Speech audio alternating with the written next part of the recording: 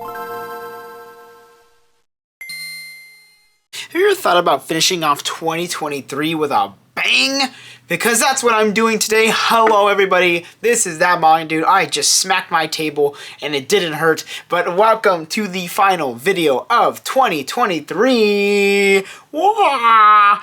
And we are doing a part 2 to the top 20 manga of 2023. So this is going to be my top 10 for the entire year that I have read. If you have not watched the first part, you should go check that out before, so you're not like, why isn't this here? Why isn't that there? Just to get an idea, because obviously this is my top 10. There is a whole other video that has 11 through 20, as well as some honorable mentions. So a lot of great manga was in that one, and there's going to be a lot of great manga in this one as well. But to give you a little recap really quick, if you just don't want to watch the part 1, that's totally okay. But basically, my criteria to make it onto this list is that I have to have read at least half of the entire series, or half of what I own of the entire series, within this year, within 2023. So there are some series that I thought about putting on here, but because I read most of it, or a good chunk of it, in 2022 and finished it in 2023, it did not count for this list.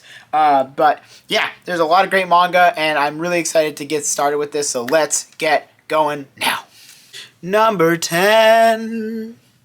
Alright, number 10 is going to be one that I think not surprising, maybe surprising that it's as low as it is, but there's just a lot of great manga that came out, and I really wanted to show the series off. So number 10 goes to Insomniacs After School from Makoto Ujiro. I've officially read the 4 volumes that are currently out in English, and wow, man oh man, what a fantastic, fun, just lighthearted, great, cute series.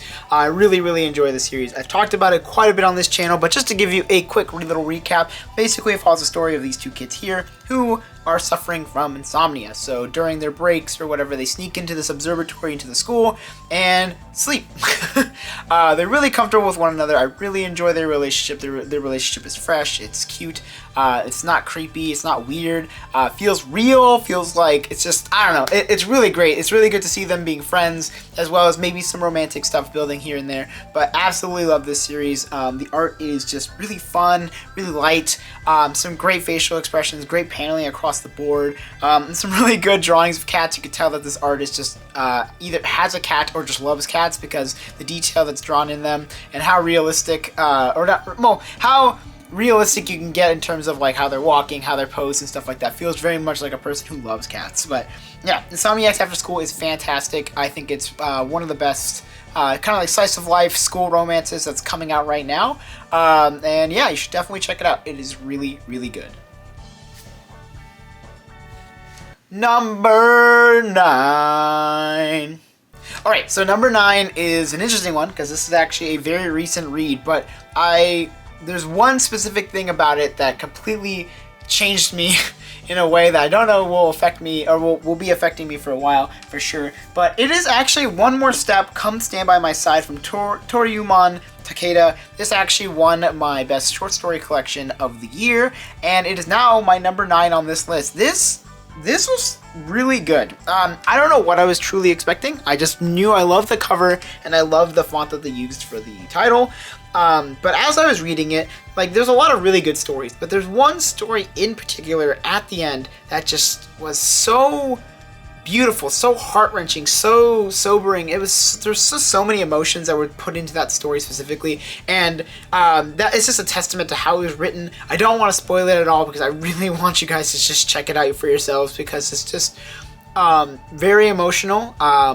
I will say it does have to do with death, so if you're easily triggered by that, or if you're not ready for a very emotional story, I would say avoid reading that story until you are emotionally or mentally ready, because it is a lot, I will say. But however, that story is written so beautifully. It's just, I was on the verge of tears towards the end of that story. And if you've read this, you probably know what story I'm talking about, but if you don't, like I said, just give it a shot.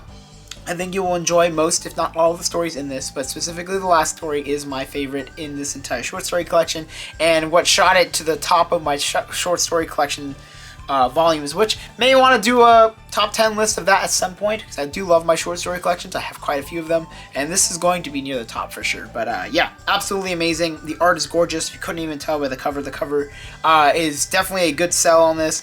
Overall, fantastic short story collection, and I would highly suggest checking it out. It's really good. Number 8. Okay, so number 8 is another recent one as well, and this one is a big volume, and that's gonna go Tekon Krete, actually, from Taiyo Matsumoto. And wow, what a great read. I've watched the movie before, and I really enjoyed the movie, but I think the manga is the way to go for this specific series. Follows the story of 2 kids who are known as Black and White, and yeah, it's about their shenanigans as they get across the story, but it follows a bunch of themes of like what life is all about, the kind of the plight of humanity, capitalism and its effects on society. There are so many different themes that are tackled within this in such an interesting and unique way. I think it's just really good. Overall, it's a very emotional and kind of depressing story across the board. You're really rooting for the characters to hopefully build a better lives for themselves, but even the side characters as well have just so many complex themes to them. Everybody has flaws, which I think is really interesting. Sometimes, writers will fall into Mary Sue complex, where a character will be so perfect it's just kind of boring. But Tekon Krete, the main characters have flaws, the side characters have flaws, the good people have flaws. So overall, this is a fantastic read, and I'm not even talking about Taiyo Matsumoto's art style. It's a very unique style. Definitely not for everyone, but I love the color pages. I love just the various uses of negative and positive space is great. The character designs are a lot of fun and very easy to pick apart between one another. I really like that about specifically with Taiyo Matsumoto's work, is that it's really easy to see who's who. And overall, this was just a really great read, and really fast too, considering how big this thing is. This was a fairly fast read. I read it in I think probably a total of an hour or two, which is pretty surprising for about a 400-500 page book. So overall, this was a really great read. I'm a huge Taiyo Matsumoto fan, so this was a must pick up for me, and I think you should check it out. I think it's actually worth a read. Number 7. So this one is an interesting one. My number 7 pick is one that I think I didn't give enough credit for on my top manga list, and that's only because it was one of those series that was there were series that were just slightly better than them, slightly better than it in different ways. So it was kind of second place to third place in a lot of those spots. However, I do think it's a really good series, and I think a lot of people should really be reading it. I think it's extremely underrated. A lot of people don't seem to be talking about it, which is really unfortunate, but that is Dark Gathering from Kenichi Kondo. There's also 4 volumes for this series out at this point, and yeah, it's a really good series, a really good horror series across the board. I feel like we don't get enough horror series. We tend to get a lot of the same people. We get Junji Ito, we're getting a lot of Kazuo Umez, which is great, but we don't seem to get a lot of other horror manga people just in general. So it's really great that we're starting to get more now, and Kenichi Kondo's Dark Gathering is very good. I really love the characters in this one. I love the art. I think the art is absolutely gorgeous. I think some of the character designs are strange, but they make them fun. I don't know, it's kind of a goofy kind of style in terms of some of the characters, especially with the main girl having these skull looking eyes. But yeah, it's really creepy. It will really freak you out. If you love horror stuff, you gotta check this out. This is a must pick up if you're a big horror fan, and even if you're not, I think it's got some really good action elements to it, and I really like the character interactions as well. Just overall, it's a really good read, and I'm just really enjoying it. I think it's definitely worth a read, and people really should go check it out yesterday. But today is a day. Go pick it up now. Number 6. Okay, number 6 is one that I think a lot of people know very well, especially if you've been watching my channel for a bit, and it's one that I have been absolutely enjoying since it came out, and that is going to Aane Banashi from Yuki Suenaga and Takamasa Moue. I can talk your ear off about this series. I think it's one of the best shonen series to release in a very long time. And I think it is such an interesting concept across the board, very interesting premise as well. It's just a good read across the board. So give you a quick thing. Aane Banashi follows the story of this girl here, Akane, whose father was a Rakugo, or was training to become a Rakugo master, and then during his testing period, something goes horribly awry, and basically one of the big boys in Rakugo expels every single one of the people who participated in this test for what seems like no reason. So it's now, further in the future, Akane is trying to get revenge, aka try to figure out what the heck happened, why he was so hostile towards her father and towards the rest of the people in that class. So, overall, really fun story. Characters are absolutely amazing, fantastic, really well written across the board. The Rakugo is taught in such a way for both the reader and for the characters in the story. In such a easy to digest way. They're not overly pandering, not being I'm gonna tell you the entire story. A lot of the story is told by the characters, which is really nice. Actually telling the Rakugo story instead of just being this is what the story is about. So very implicit. I like it a lot. But it doesn't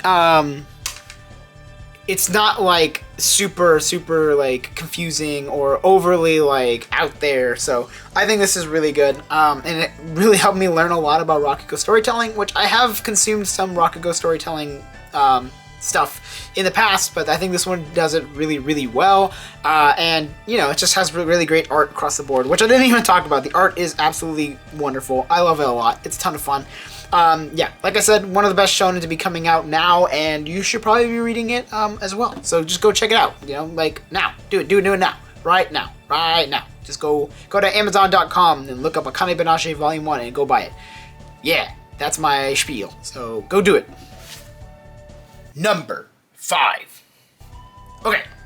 Number 5 is a older series, at least in retrospect. It's a semi-older series. It's not that old, to be honest, but it's one that I started reading recently and absolutely loved it. And that is going to go to My Love Story from Kazune Kawahara and Aruko. So this is a series that my fiance actually owns. She owns almost all of it. I think she's only missing volume 12, if I remember correctly. Yes, volume 12. And wow, it is just so cute. I love the couple. The main couple is so lovely, so cute, so wonderful. The best friend is amazing, awesome. There's just a really good dynamic across the board. The main character really suffers from a lot of self-esteem issues. Really thinks that oh, blah blah blah. I don't think I'm good enough for her. But their relationship is just so adorable. I just love them so much. I like how they're always chasing their passions and their dreams. Overall, this is just a really good read. Makes my heart sing. Oh, makes my poor cold old heart just a little bit lighter. And overall, it's just a cute, fluffy read. If you really want a nice, just high school rom-com series, this is great. This series got me laughing at so many different parts. I have a lot of random panels saved on my phone, which is very rare. I don't typically do that because I just have a lot of pictures on my phone and I don't need that much. But overall, I really do love this series, and I think it deserves all the love it gets, and I think it really deserves more. It has a very decent anime as well that I watched a good chunk of. I don't know if I watched all of it. I think I watched most of it, but yeah, this manga is fantastic, absolutely lovely, totally worth a read. If you can get your hands on it, go check it out because it's just great. I don't know, it'll make you so happy. Number 4. Alright, number 4 is actually pretty funny because it was my top manga for 2023 that released in 2023. So maybe a little bit surprising to see it here at number 4 and not at number 1, 3. But it's just because the other 3 series were I just like them just a little bit more. However, it definitely deserves this number 4 spot, and that's going to go to Call the Name of the Night from Tama Mitsuboshi. I have talked your ears off of this series. I swear I talk about it all the time. I really gotta stop, but I just can't. This series is so lovely, so wonderful on so many different levels, and I'm using the word so much. But just to give you a quick little synopsis of it, follows the story about this girl here on the front who is suffering from a specific kind of almost like a disease in a way, but basically whenever she has like social anxiety or feels anxious in some kind of way, the night comes out of her, pours out of her. Basically, it's like just like dark substance that kind of absorbs everything. And it's about her trying to overcome this difficulty by working with like a magical doctor in a way. And it's just really beautiful. I think it does so many things extremely well. The characters are lovely. Their interactions are totally real, totally wonderful. It feels like the perfect amount of fantasy while with a mix of realism in there. Like tackling the idea of like how social anxiety feels for these people and like how they feel like whenever they go into like these kinds of moments. Volume 3 had a really great moment in general. If you've read Volume 3 and you got to like the part about the author, oh, every little snippet is great. All of the characters are lovely. The art is absolutely gorgeous. This art is just so beautiful. If you like Witch Hat Atelier, if you like Ron in the Grey World, you're going to absolutely love the art style here. It's so beautiful, whimsical, really great, like art across the board. I think this is probably one of the most beautiful series to come out this year in general. But I couldn't give all of the awards to it during 2023 because it would have swept pretty hard for a lot of things. So, but overall, this was a absolutely lovely series. The series is, I believe, finished now. I think it's 4 or 5 volumes, which is a little unfortunate. Hopefully it wraps up well. But yeah, great start, and it's a great middle. I love it a lot. I think it's definitely worth a read, and it's just absolutely beautiful. Really, just give it a shot. It's great. Number 3. We are now in the top 3. These are the best of the best for me in the year. So the bronze medal, aka the 3rd place, goes to an absolutely lovely series from an artist that I've talked about a few times. I don't know how often, actually. I've talked about her a couple of times, but that is going to go to Emma from Kaoru Mori. So this is, I believe, her first or second series before she started working on A Bride Story. And if you've watched my top 10 manga of all time, A Bride Story is extremely high. And Emma is very good. You get all of the Kaoru Mori staples. You get the absolutely gorgeous art. You get the kind of interesting romance. You get just interesting paneling across the board. Really fun characters. And just an absolutely well-researched and detailed story, as well as backgrounds, as well as like everything that's going on. But yeah, basically follows the story of Emma, who is this maid here, who basically works for a what do they call her? A duchess? But basically she's like, the person she works for was basically like an in-home tutor in a way, but basically a teacher for rich people. So it's about Emma living in this world and experiencing Victorian England as it was meant to be. She meets a colorful, wonderful, crazy cast of characters. The story is surprisingly intense, at least in my opinion. We get some absolutely just heart-wrenching moments across the board, and there's just a lot of very deplorable characters, which is to be expected. You get a interesting look into like high society in England and how that really matters. Like your societal rank is very important in terms of who you marry and who you engage with, which creates a very forbidden relationship in a way between Emma and another person in the series.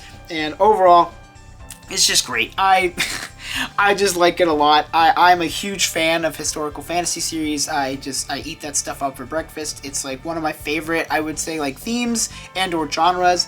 And Emma is no exception to that. This series is great. I really enjoy it. And once again, another one of those, it's very big, but you can read it pretty fast. I've read 3 out of the 4 volumes. I believe there's 5 total. And I'm really excited to finish this series because, man, it has been so good. I've enjoyed it quite a bit. And overall, I just love it a lot. Is it better than Bride Story? I think that's more opinionated versus like objectively. I still like A Bride Story more, but Emma is an absolutely fantastic read and definitely worth taking a shot at. Go check it out. Number 2. Number 2 is unsurprising, I think. It's a series that I reread most of it and read the last volumes that came out. I did a whole super bajillion long video that I had a great time doing. It's a very popular video on my channel that's not a pickups video, so that's really cool.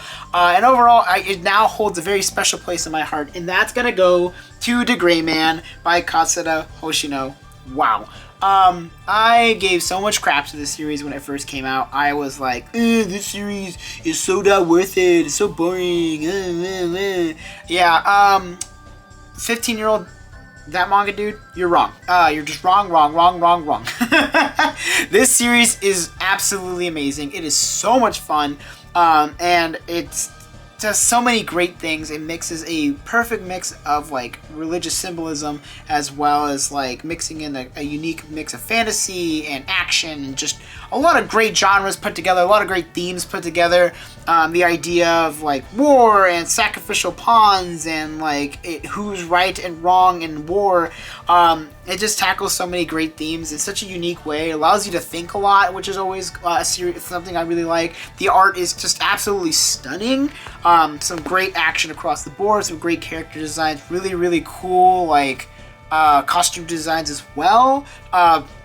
Man, I could talk about the series, but I've already talked about it. I talked about it for a whole hour, where I went through like the entire story, went through all of the characters, went through like all the art and like the parts that really just jumped out at me. This series is so good, and honestly, I managed to read 28 volumes in 7 days, which is I think a pinnacle for me, but also I think it's a testament to how easy it is to read The Greyman. I think The Greyman is definitely worth a pickup, definitely worth to just check out in the first place. If you don't like it, that's totally okay. But if you do like it, I'm not surprised at all. This series is a lot of fun, and I think you will enjoy it if you're a shonen fan, if you're a seinen fan, if you just like manga in general. I think you really should give this a shot. Katsura Hoshino is killing it with this series. Unfortunately, it is not over yet, so I think that's like the only thing that I would say is like my minor gripe about it is that the series is not over yet, and it goes on hiatus quite often. So you just kind of have to be patient with it. But overall, absolutely lovely series. It's definitely worth a read, in my opinion, and it is perfect for the number 2 spot. Number 1! We have officially reached the number 1 spot of my top manga of 2023. I am closing my eyes. You can't see it, but I am closing my eyes. Because this series is extremely special to me. I think it's really important. I think it's really good. It hits all the points that I expect a certain type of series to hit. And I am very biased towards this type of genre. And that is going to go, which I don't know if anyone's even expecting this to be here. Number 1 goes to Banana Fish from Akemi Yoshida. I read the rest of the series. Like I said, this is kind of the one that set the 50% read, because I read the first half, or a little bit less than the first half, in 2022. Then it became really hard to find volumes. And picked up the rest of the volumes this year and read the rest of it. And oh my goodness. How do I even begin to explain how I feel about Banana Fish? I mean, Banana Fish was such a exciting, interesting, like action-packed read. Has so many high emotional highs and emotional lows. You'll feel very sad, you'll feel happy, you'll feel bittersweet. The ending is such a the ending is like so intense. It's so hard to explain how impactful the ending was for me. I think it ends in such a way that you're not expecting, in my opinion. And I would say it is definitely not all like sunshines and rainbows, which I think is really great. I think it does neo-noir crime thriller really well. I think it tackles a lot of important themes across the board. I love all the characters for the most part, even the characters that you're supposed to hate, because you're just like, it's like though you love to hate them, which is great. I think that's really important in series like that, where you have like your morally great characters, but you're also your very evil characters. Like you probably shouldn't like them, which I think is a very good testament to how well Akemi Yoshida wrote this series. It's absolutely amazing. And just to give you a quick synopsis, if you don't know much about Banana Fish, follow a story about a guy named Ash Lynx who's basically gone through quite a bit and now runs a gang in New York City. He's also trying to find out something that happened to his brother while his brother was in Vietnam during the Vietnam War. But he comes home and he says something about banana fish. So it's all about trying to figure out what the heck is this banana fish thing? Why is it affected his brother? What is going on? And it's just this complex web of lies and corruption and like gang wars and drug dealing, and oh my goodness, it just goes so many places. It is so intense. There are so many moments where I had to hold my breath because it's just like an absolutely crazy moment. All the gang members that you meet are all really cool and interesting. The designs are really nice. A lot of the characters feel real, raw. Like the emotion that they show feels very much of the time. Yeah. There are some things, I would say, in Banana Fish that haven't aged that well. I think the portrayal of African Americans is mixed, in my opinion. I think some of it is good and others is... but overall, I think this was a really fantastic series. There's so many great moments, like I said. The writing is great. The translation is decent. The print, while not my favorite, I think is also pretty good. Just, wow. It's a really great series. And I think it's important to note that... yes, it is a shoujo series, and I think it's important to note that demographic does not equal genre, and I think Banana Fish is a great example of that. There are so many other series that people would be like, oh, it's like, I didn't know that was a shoujo. It's like, yeah, because shoujo is a demographic. It doesn't necessarily mean it has to be a rom-com. It doesn't necessarily mean it has to be a school life romance. There are so many fantastic shoujo series out there that I think people are reluctant to get into because they're under this impression about what shoujo is, and you're wrong, so just go give it a shot. Go check it out. Really, it's definitely worth every read. This manga was fantastic. I absolutely loved it. Yeah, Banana Fish takes my #1 spot for my manga of 2023. This is my top manga that I read in 2023.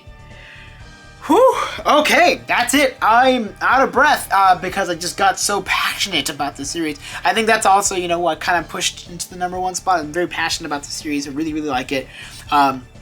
But yeah, what did you think of my top 10 manga, or just my top 20 manga in general for 2023? Did you like any of the series that I read? Would you have moved it higher or lower, depending on your tastes? I would love to know in the comments below. I think it's always interesting to hear what you guys have to say, because yeah, I think for the most part, we may not feel the same way about certain series, but I know we enjoy a lot of the same things, which is really great. I'm really glad that I'm being able to foster a community where people can be passionate about their work, or passionate about like manga in general, whether or not people will like or dislike it. So thank you so much for watching. It has been an absolutely wonderful year in 2023. I hit so many milestones across the board, one that I didn't even expect to hit yet, so thank you so much for that. I will be talking about that in my 2023 like year in review video, which I'll probably do sometime in January. I don't know, we'll figure it out. Anyways, yeah, let me know what your top 10 manga or top 20 manga is in the comments below for this year.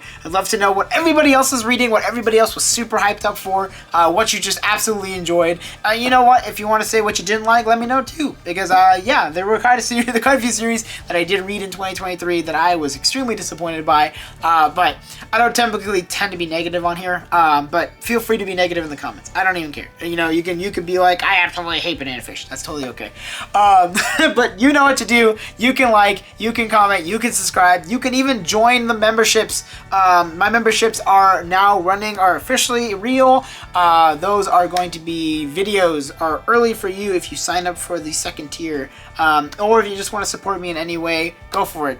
You can do it there. It's pretty cheap. It's once a month, I believe, is the payments. I really do appreciate it, and even if you don't, I appreciate you watching. In general, your views mean the most. I love that everybody is watching, or like a lot of people are watching my stuff. Really, really appreciate it. You guys are all amazing, absolutely lovely, absolutely wonderful. You make it worth it. Thank you for an amazing 2023. That is going to be the end for this video. I will see you in 2024. Bye-bye.